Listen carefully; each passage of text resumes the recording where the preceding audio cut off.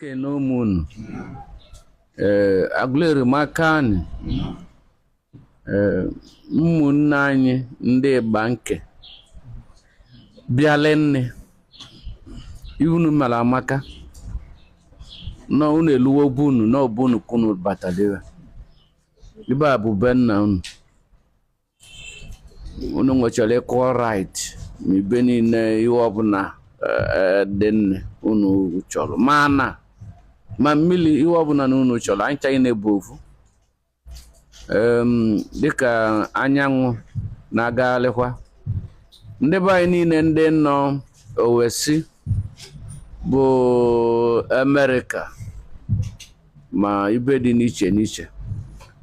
a na anata n'ovu n'ovu ọ bụla ọlụ Chukwu na-alụ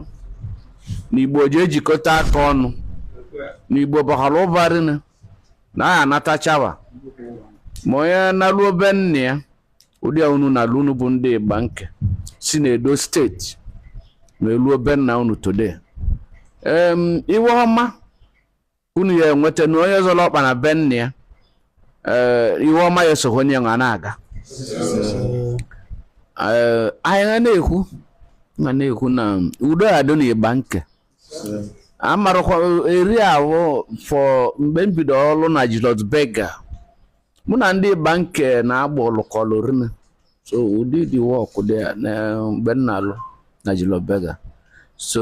amam na ụmụnne m dịchewa ahụ ma today na ọ bụ ọlụ reality so ekpele m ma bụrụ na Chineke nna ji egozi ịgba nke n'ime Edo steeti is unfortunate na anyị na anọrọzi n'Owu steeti ọrụgbo ọ dị political no mmepe ka ọ bụ mana unu jekwe unu ya na be nna unu ebe abụba nna unu ibe nna unu si so na udo dị gọọmenti na-enye ọkwa na Edo steeti enye unu ọkwakwa na ekpele iwe ọma unu bụ unu na-ana na ezigbo iwe ọma ka unu bụ ana achọwa gọvanọ of Edo steeti next na ọ bụ unu ka esiwere ya bata ụdị abụ anyị na-ekpekwu ibe nwe anyị nọ bụ isi Igbo bụ Aguleri na bụrụ na Obugad na oge na-etọrọ aka na president of Nigeria esikwu n'ibe nwepụta Nigeria na-adịzi na mma Nigeria na-adịzi na mma maka na-ekenye emenyere ndị iru emenyekwu ndị azụ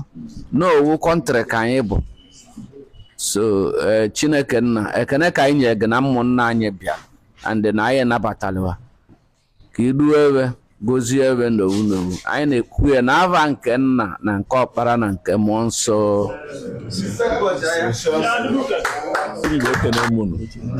Aguleri ekene mụnụ ụmụnne m ekwuchekwa n'ibe m ekwu mana ibe na-atụwasị ya bụ na onye lulu na be nna ya ọkpeluwu na ana tata and tata unu na-ana na unu ajụla akwụ ibe dị na Aguleri ibe dị na be nna unu ya esozi unu iwe ọbụla unu na-emezi bido taa anyị gaba ibe ya adịgharị na nwanne anyị bụ anyanwụ ụtụtụ ije anyị na-aga ndị ibe dị na Aguleri ebulugo ụzọ kpere gị azụ ọmụchu ka anyị bụ and ovive unu ya aghọta bụ na nwa Aguleri a na-atọrọ na mba ibe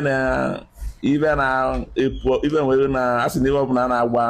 na-awapụ ana ya epu ome all that spirit na nwa Aguleri a na-atọrọ na mba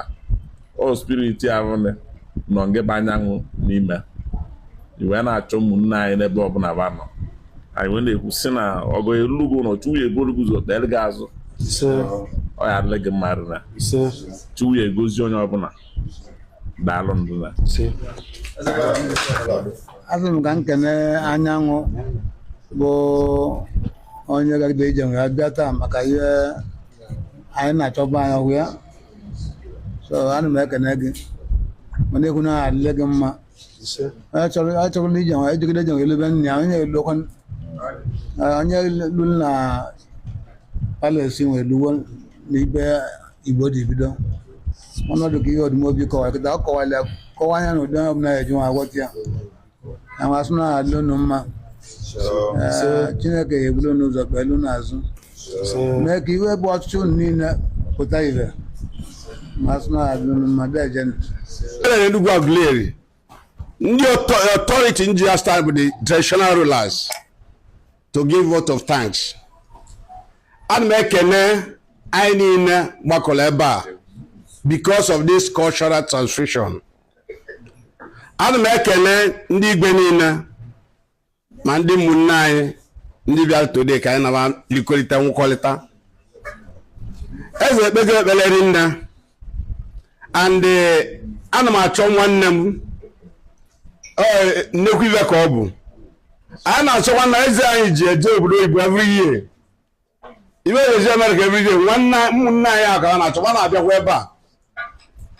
and I believe na ekpele na-ekpe ebe a ka Igbo yikọta ọnụ ka Igbo bụrụ ofu ka Igbo mekọ nwanne o kwuru na Igbo ọbụla Igbo jere Igbo na-edevelopụ obodo niile